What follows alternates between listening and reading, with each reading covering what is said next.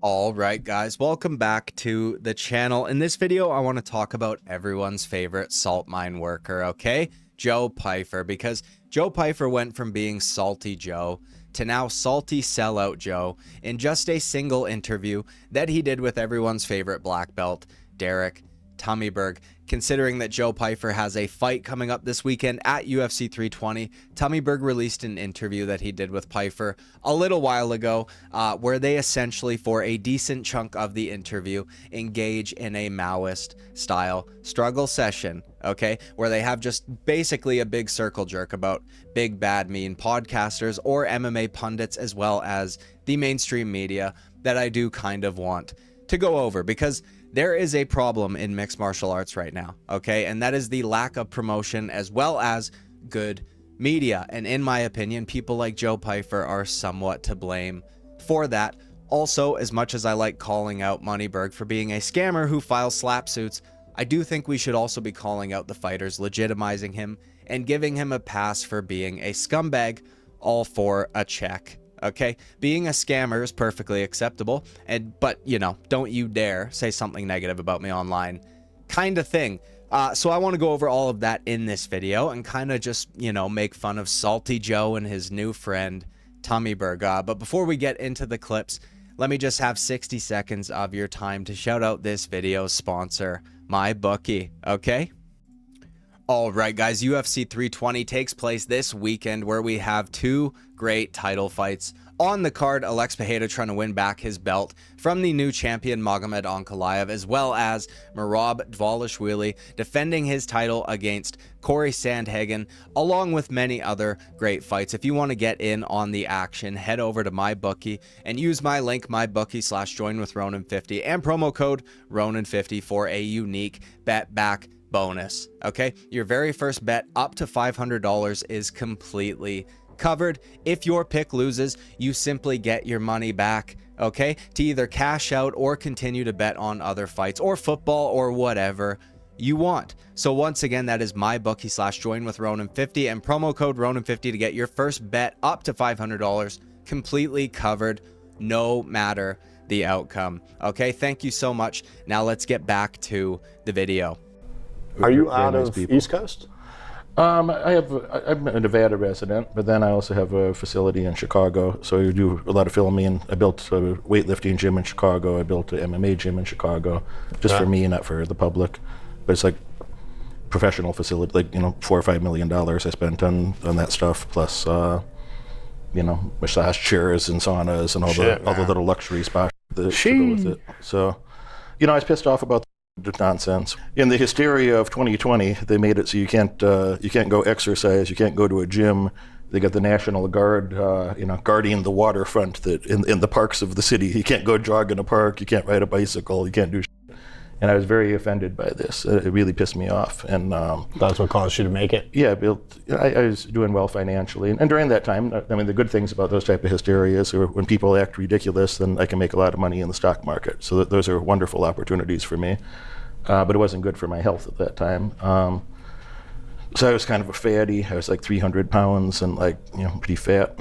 And but I always had good habits going to the gym before. But I'm kind of an obsessive person that I'm either going to do something pretty intense or I'm probably not going to do it, you know? Yeah, and, I'm not doing it at all. When they take my gym away and then I start eating, you know, had bad eating habits and well, yeah, I mean, you're staying inside. You're staying inside, you got to stay 6 feet, got to wear a fucking mask, got to do all this weird shit, so. I wanted to never have that situation again. So I bought a lot more property there, and then I built my own MMA center. So about, I don't know, 3,800. All right, so I included this clip for a couple reasons. I want you guys to keep a few things in mind, okay? First of all, in my opinion, this is part of Derek's grift, and it will become much more relevant in just a little bit, but where he understands that the MMA fan base leans a certain way politically. Now, I want to be clear, I do agree with him on the whole lockdown issue or whatever, okay? So I'm not about to soy out over that. But in my opinion, Derek doesn't really believe this shit, Okay, I think he knows he needs to spew certain talking points to try and garner the MMA fan base, something that he all but admits to later on in this interview. I could be wrong, I guess, but that's just the feeling I get from him, because there are a few standard talking points that he really tries to weasel in there from time to time, and they just don't come off as organic. Now, another thing I want you guys to remember was him talking about his weight and how he was kind of a fatty. Okay, I want you guys to remember this for a couple reasons that, you know, like I said, we will get into. He claims he was a fatty and about 300 pounds. But before we continue, I do want to give him a very quick compliment. Okay, I shit on this guy a lot, so why not do something kind? I've noticed this a couple of times, but I always forget to bring it up. Those are nice fucking boots. Okay, I mean, listen, I live in the country in the middle of nowhere, and I know a nice pair of cowboy boots when I see them, let me tell ya, okay? But anyways, let's keep going. The guys over and women fly, I don't know, like 40 of the top UFC people have been over there that train with me all the time. So Jake Shields is my main coach for grappling. I hit my black belt under him. And then Glover and Lyoto, I did like belt number 6 out of 9 and like we'll call it Kempo karate, but it's MMA striking. We're not learning karate, we're doing MMA striking. Yeah, so you've been in this for a while. Yeah, I'm doing pretty good. Yeah, that's awesome. A lot of things to make better, you know. A lot of things you can always make shit better, but well, that's the beauty of the sport, right? Good. You're always chasing perfection, but you'll never achieve it. But there's always something to get better at. There's always something you could do differently. There's always something to improve on, especially when you're putting it on the performance stage and competing. I don't know if you can compete in jiu-jitsu, but yeah. I'm just an old man that just a little. I can't do things halfway, so my brain doesn't really do that. So. You know, I had a cool opportunity. All right, now much like the first clip, this is kind of a setup one, okay? Derek's absolutely prestigious, very legitimate martial arts background gets brought up, and he mentions that he got his black belt in jiu-jitsu under Jake Shields and some Kempo karate belts or whatever from Lyoto Machida and guys like that. But it's not really Kempo karate, it's more like MMA striking, which I do find absolutely fucking hilarious, because he essentially admits that his Kempo karate belt isn't real and they're not actually doing Kempo karate, okay? But either way, then we get out a Salty Joe here. Oh, so you've been doing this for a while now, in a kind of surprised tone. Again, this will become relevant in just a little bit when Joe Pyfer starts complaining about MMA commentators and podcasters. By the way, this clip came almost immediately after Moneyberg tells Salty Joe about how he started getting into martial arts during COVID, which means he's been doing it for a maximum of 5 years, but not even Moneyberg claims that, as we all know, okay? So in my opinion, a bit of willful ignorance out of the old salt shaker Joe Pyfer, but let's keep going. But fighters, so. Yeah, just us, you know, it's like literally just us. It's just, it's awesome. We film for an hour or two while they're there. You know, they're there for 4 days. We'll film for a couple hours, so we don't have cameras annoying us all the time, or we don't have to deal with anything with the public. So we're just doing our own thing, and it's been a super cool. It's kind of a surreal opportunity. So this is something you just do for fun, obviously. Yeah, it's an interest. I mean, it's good for my business. There's synergies there. That there's, you know, mostly young men. The people that are clients of mine, you know, we have some women, but it tends to be young men that are ambitious, or men that are 25 to 45 that are already doing well, like, you know, significantly above average, but they know they could be doing better with their finances, you know. And there's an overlap in the fight community that way too. The young guys that want to do better, want to be more. So there's an overlap in that market, or in those personality types, and so yeah, there's it's good for business. It's good for. But I didn't build like a fake ass brand where I have to pretend to be somebody I'm not. I could build a brand that's, you know, my sincere personality, and some people like it and some don't, and that's fine with me, you know. Well, wow, okay, so Mr. Moneyberg just says the quiet part out loud, and still fighters are completely fucking oblivious to it, okay? And in my opinion, intentionally, so they can continue to get paid. Moneyberg just admits here that he got into the martial arts thing because it was good for his business, which is selling bullshit scam financial courses. Listen, I feel like all of you already know this, but in case someone who's listening doesn't, if someone is selling you courses the chances are they aren't actually that great at what they do, okay? It reminds me of that fucking Luke Belmar guy or whatever, you know, or guys that sell courses on drop shipping and things like that. If the money is so good and you are so amazing at doing that thing, you wouldn't be spending all of your time selling courses, okay? Tummyberg has been doing this shit like his whole adult life, and it would be really interesting to see the breakdown of his wealth and how much of it came from selling courses ranging from like $5,000 to $70,000 to lower IQ individuals, okay, and how much he actually made from stock trading and things like that. But like he says, he sees an overlap in the market between MMA fans and dummies, essentially, okay, which I find absolutely fucking hilarious. And the totally real, completely 100% legit black belts are simply a marketing tool, okay? And Joe Pyfer just sits there listening to it all. Look, I hate to act holier than thou or whatever, but if you know what this guy does, and then he just admits he's trying to get into the MMA fan base market. If I was a pro fighter, I would feel pretty fucking shitty for promoting this guy, knowing that he's just trying to sell shit to my fans. A fighter like Sean Strickland, who is unhinged half the time, has more integrity than most of these guys apparently, and I'd imagine would walk out of an interview hearing something like this. You know? I asked to meet with you today because, in part, you know, I respect your fight skills, but there's an element of your personality that I think is humorous, and also identify with myself a little bit. Unapologetically myself. True. There's this little soundbite that I saw on Instagram a couple of weeks ago. I think it was a press conference for one of the media things for your New Jersey fight, and this media clown dick says something about your hair. I'll leave it at that. And I loved your response to that. The you know, just kind of a sincere you feeling about it. Just like I think you say, I'm going to remember your face. Yeah, I said, I'm going to remember your face. Yeah, there you go.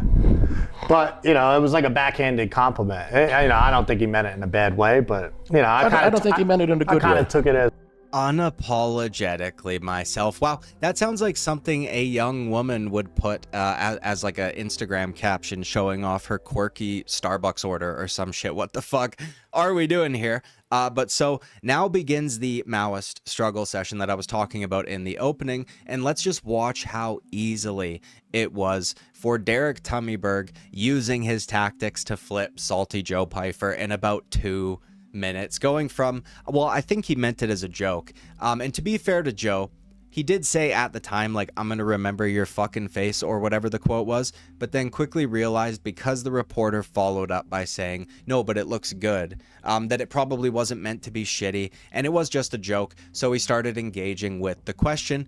But then you hear Moneyberg at the end there say, I don't think he meant it in a good way, and goes on to give what he thought of it. And honestly, this clip just really highlights why these two got along so well, okay? And this is gonna set something up a little later as well, but let's keep going. As a joke, but like, are you trying to like f with me? Because I don't like, I don't mind interviews. I don't mind talking to people. I think I'm a pretty open book.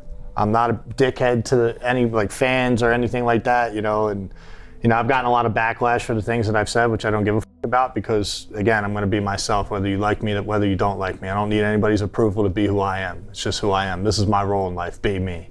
And yeah, so when he was like, oh yeah, you had the greatest comeback of all time, is your hairline. I'm like, yeah, what's wrong with that? So it's just, I kind of took it a different way. Yeah. And you know, you correct my model if it doesn't sound right. But and I don't know shit about you at that moment. I'm just getting to know you right now.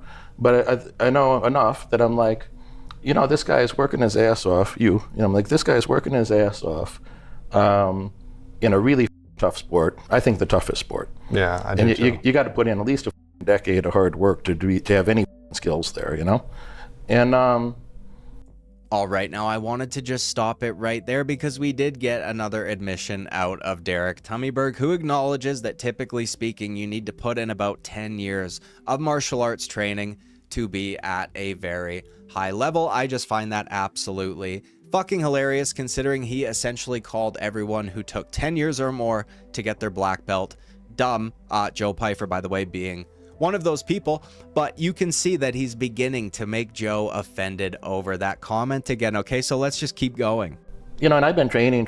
I'm not trying to fight professionally. To me, it's a hobby. But like, you know, in grappling, I can roll. I beat a lot of the UFC guys. I have and can, and like in grappling. Yeah. And that's tough, man. It's a tough sport. Yeah, and you're gonna have injuries. You're gonna have ignorant. soreness. It was ignorant because it's like, yeah, I put all this time in. I just had the fight canceled, and then you want to make a joke about my hair. Yeah, I just thought it was a disrespectful thing on his part, and I thought to myself about you. And again, I don't know a lot about you, but I thought to myself, like, this guy's working his ass off, probably for a long time to be in this spot. You know, really tough sport, and now he's got to do all this media, which a lot of people don't really enjoy doing. And then and this clown, who's is a most likely, almost certainly, is going to say some smart ass. Like, I just thought it's disrespectful for the amount of effort that somebody's putting in.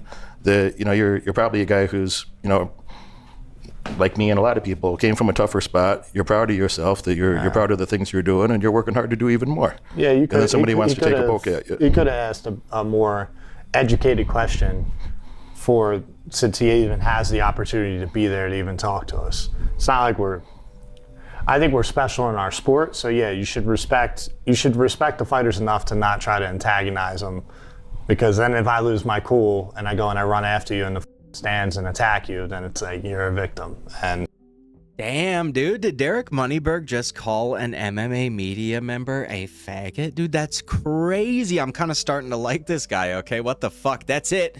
Video's over. I'm just kidding, of course, okay? Relax. But in all seriousness, look how fucking malleable Joe Pyfer was right there. That was absolutely insane. The guy is basically silly putty, for crying out loud, and Moneyberg just morphed him into a salt shaker. Really something to behold, okay? Went from acknowledging that it was a joke, and he doesn't think that he, you know, meant it in a bad way, and in the span of 2 minutes being like, you know what, yeah, you're right, fuck that guy, he's ignorant, and whatever else. Even though leading up to this fight, salty Joe Pyfer was flaunting his new hair on Ariel Helwani's show, talking about how happy he was with the outcome, but he can't take a fucking joke about it, apparently. And this is what I meant earlier about the MMA media, okay? Dana is massively responsible for having around a bunch of yes men, but then you've also got guys like Joe Pyfer who can't even take a joke from a media member he sees all the time, okay? These fighters have gotten so used to the media just kissing their ass that a joke is about to fucking send him over the edge. Imagine if he got asked like an actual critical or confrontational question. And this isn't just a Joe Pyfer thing, by the way. We see this from so many fighters, and I do think that Dana keeping around a bunch of yes men is mostly the problem, but also the sensitivity is just off the charts. That's all we get out of the MMA media is like, well, how does it feel to be fighting in insert city name here for the 15th time, because they're afraid of offending Joe Pyfer, Jamal Hill, or whoever. Okay, but let's keep going. he lives in his mom's basement still. And to your point, then when somebody says some smart ass and you slap him or something, not even hurt him, just slap him, then he's gonna want to make a fuss about that, you know? Yeah. So, It's kind of like the whole. Oh, damn, dude, that's crazy. Coming from you. Okay, says the guy who threatens lawsuits when people say something about him that he doesn't like, despite those things being proven in a court of law or admitted to in a deposition. But as Sean Strickland would say here, and when presented with a Moneyberg lawsuit, I regress. A little tangent, but I think it's a little crazy. No, I agree with it, and those tangents are fun. That I don't need to have a structured conversation the way the audience likes. I like to have a conversation about whatever the hell we're talking about, and the right people will understand that, and I don't really care about the other ones. The ones that get me the worst are the podcasters, though. Yeah. The ones that do MMA reviews, the ones that cover MMA, because they are the most disrespectful of them all. They'll sit there and say that a fighter sucks, and they'll be a fat and they've never fought in their life, and they probably would get, I don't know, pegged in high school. Like, you could tell that they ain't got a backbone behind them. But like, I don't want to say names because I don't want to put their name out there, but there's a couple guys that I'm just like, man, I hope I see you guys one day.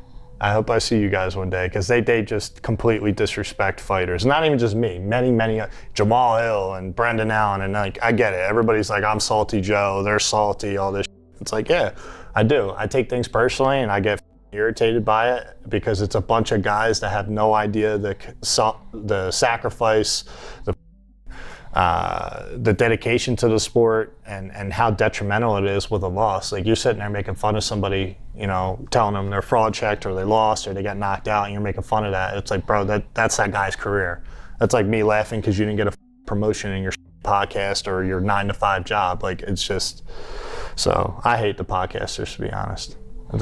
I don't like to do a lot of mainstream media shit anymore. I'm willing to go on people's shows or do, you know, interviews like that, but like the major networks are such a fraud in the way they conduct the interviews, and they do creative editing, they do a lot of slimy that I'm not a big fan of that. And I never do that to anybody. If I have, people have said a lot of personal things on camera, they would have been great. Okay, now before we get to what Joe Pyfer had to say there, I do want to acknowledge just how absolutely fucking hilarious it is that Derek Moneyberg is acting as though he was getting mainstream media opportunities or some shit, okay? Oh, I don't do mainstream media anymore. My guy, you never did. Anyways, okay? This was something that came out in deposition with Spencer Cornelia. All of the media publications that you would speak to, you paid to speak to. And I just find that so incredibly funny. Also, in my opinion, this is him just sneaking in another talking point that he thinks MMA fans will agree with, when he could have easily built on what Joe Pyfer was talking about, considering a lot of internet commentators, including myself, also shit on Derek Moneyberg. But anyways, here we get Salty Joe, Sodium Joe, who admits he is in fact salty, but is upset that people call him salty, I guess, you know, as he's trashing the podcasters. Joe, I'm so sorry, dude. I didn't know it bugged you that much. And also, in all seriousness, though, listen, some MMA commentators or creators or whatever can definitely get a little out of hand, okay? But also, you want that kind of attention. You, as a fighter, get more traction, period. If you have people that make fun of you online or whatever it may be. And if they're all such nobodies, why the fuck do you care what they have to say anyways? If nobody was talking about you at all, that would be a bad thing. But we know that's not what Joe actually wants. He just wants people to only say very kind, very positive things about him. But the struggle session does continue, so we won't stop here. It's quite the opposite. Example is, you watched my fight with Kelvin, you were there. And an honest opinion, do you think that the fight was close? Dude, it was a 30-20. I like Kelvin. I know Kelvin. Yeah. I have his phone number. I've done interviews with him. We've flown together. I like him. But I respect him. But you clearly dominated that fight. I clearly dominated the fight. And that's my only argument. Was it the most exciting after the first round? I don't think so. Could I have done more? Absolutely. Did we have a game plan? Yes. And I think that is exactly why the fight became a little bit more boring. But I don't think it was like a snooze fest. Joe, is that your job to make the most exciting fight every day? It's your job to win a fight. Exactly. But that's the problem with the social media, is you get the anxiety of everything that everybody says if you're on it. And unfortunately, I have to be on it to a certain degree to promote myself and put up posts and sponsorships and things like that. But my example is of like what you said, like people were like, oh, Joe Pyfer. So I went on Ariel Helwani's show and they were like, oh, Joe Pyfer slams. And it wasn't Ariel that posted it, I don't believe. But like people like took the clips from that and then they put out there, Joe Pyfer slams Joe Rogan. And I guess it must have offended Joe Rogan a little bit. And it's like, bro, I thought that the commentary, when I watched the fight back for studying reasons and just watching the fight back in general, they made it seem like it was so close. And then they were kind of like, oh, Joe can't just throw one punch. And it was like very critical of my performance. And I'm like, bro, my whole style and game plan was to counter his aggression, which he is in every single fight. After I dropped him, his game plan changed, I guess, and he didn't come forward that much. He only threw things from far away, so I didn't get many opportunities. And the second time I dropped him was when he was doing what? Coming forward after me, and he threw a couple punches, and I slid back, and then I countered him. That was our game plan. Slide back, counter, make him miss, make him pay. That was our game plan. But if you don't give me opportunities to make you miss, I can't make you pay. So all I was saying was, I thought it was a little unfair because the expectation on me, I feel, is very high to get the finish, and it was like they made the fight closer than what it was. And I'm like, bro, that's there forever. So I do find it very funny that Joe Pyfer can always justify him criticizing someone else, but if anyone else criticizes him, it's just haters or fat fuck podcasters or whatever. I mean, the guy is spurging out about the commentary for his last fight that he won, that nobody thinks he lost in, but he doesn't like that it could be viewed as a competitive fight or some shit, okay? When essentially, after the first round, kind of was a little bit competitive. And look, I'm not known to defend Joe Rogan's commentary, but what the fuck are we talking about here? The guy just gets mad about what Joe says and then basically explains why what Joe said was correct. Oh, well, he changed the game plan, so I couldn't hit him as much because he wouldn't come forward. I also always find that very funny too, when a counter striker is like mad that you won't let them counter you, right? Kind of on you to then change your game plan to counter them changing their game plan. But regardless, this kind of shit is just wild to me, and it's why people call you Sodium Joe, okay? You get mad at shit while explaining while that shit is true. Call him salty, he gets mad while acknowledging that he is in fact salty. Say his fight got more competitive after the first round and then gets mad and explains why the fight got more competitive after the first round. I mean, what the fuck, dude? Just relax, my guy. Just make sure you win, dude. Just make sure you get the money. The smartest thing Conor McGregor ever said, he's a better marketer than he is a fighter. And he was a good fighter. But he says, you know, one day they love you, the next day they hate you. Just make sure you get paid both days. I think it's the best quote I ever heard from him. That is, your opinion does matter because you understand the game, but you train. You're at a high level in jiu-jitsu, which means that you've put in the time, you understand it. You've gone with, like you said, UFC caliber guys, beat some of them, can hang with most of them. Like, you understand the game, you're around it, your gym's built.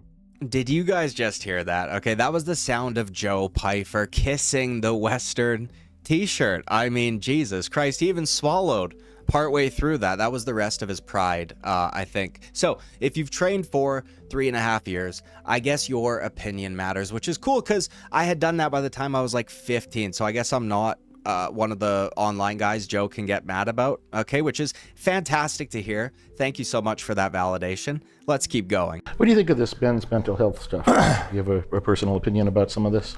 I'm 50-50. I think it's very important to a certain extent, but then I think it also brings out the men that want to constantly cry about it. I think I've been one of them that has tried to say a little too much about it, and people interpret me as being a soft crybaby. But anytime I've ever cried after a fight is just because of grateful and being grateful and appreciative, and yeah, it wasn't always easy. So yeah, it was pulling myself out of a dark place. I've had problems. I don't want to say problems, but thoughts in the past, and struggled emotionally. Not having a dad that gave a and any guidance or any family outside of mom, dad, 4 sisters. So I had a victim mentality for an early portion of my adulthood. But again, being around the right people, good coaching, good friendships, and building those relationships that really pulled me out of it and gave me the mentality to be thankful. So I don't think that everybody that does have mental health problems is soft, but I think there's a lot more fake victimization cases than there are real people with or real men with mental health. All right, now this is going to be where we get back to the old clips, okay? The first couple of clips from this video, because the topic of men's mental health gets brought up. Now listen, I do want to just, for the sake of a transparency, I did cut a lot out of this portion because it was essentially an 8-minute yap sesh about generals from history or whatever the fuck we're talking about, Hannibal and Napoleon and guys like this. If you don't believe me, go listen for yourself. So I'm not clipping anything disingenuously, but Salty Joe Pyfer starts to give his opinion and is like, yeah, I'm kind of 50-50 on it. I've struggled and blah, blah, all that stuff. And honestly, good for him for pushing through it, okay, and continuing on. But then we get Mr. Moneyberg here after the yap sesh. If somebody on my business team texted me or called me and told me, I really need to take the day off for my mental health, they would be fired. I would never speak to them again. Yeah. And I would just send a text, and their email they'd be locked out of everything in my company, and they'd just be fired at that moment, and we would never speak again. Yeah. And everybody else in the company and we would just laugh about it. So you seem like a very non-emotional type guy. Well, I agree with everything that you said a moment ago. It's like, I have emotions like everybody else does, but I could wake up and go get shit done. Yeah, When I exactly. I don't want to talk about specific injuries. The same way I wouldn't. Mr. Tommyberg acting like he's too mentally tough or whatever for his emotions, and he just keeps trucking every day, okay? And honestly, I find that absolutely fucking hilarious. Now, the reason I find it so funny is because we know for a fact that one of the reasons he sued Spencer Cornelia was for saying that he had man boobs and was suing for the mental anguish that it caused him. So, no bitch tits. You don't handle your emotions well, okay? You sue over them, and then much like Joe Pyfer acknowledges in this very podcast that he was a fatty and 300 pounds. So he sued for an insult that he views as true, and that is just absolutely pathetic. Okay. And then weight cuts, even the weight cut is like, I would hate weight cuts. It's the biggest fight for me. I weighed in at 274 yesterday, 9.8%. I'm under 10% body fat, but I'm 274. You think I'd like to cut down to 205 or something? Like, I'd die. Yeah. You're going to stay a heavyweight, man. Yeah. And there it is, okay? Mr. Tommyberg used to be a fatty at around 300 pounds and now is no longer a fatty at close to 300 pounds. Truly inspirational, okay? And listen, I know it's not that simple, and obviously he's got less body fat than he did a year ago, 2 years ago, whatever.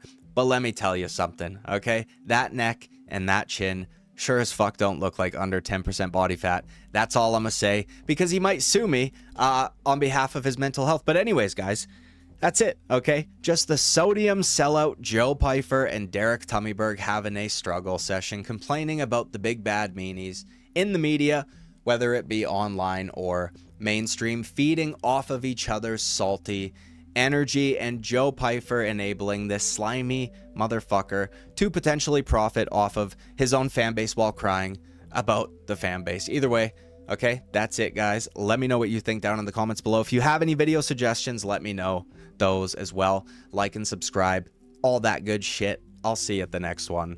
Bye-bye.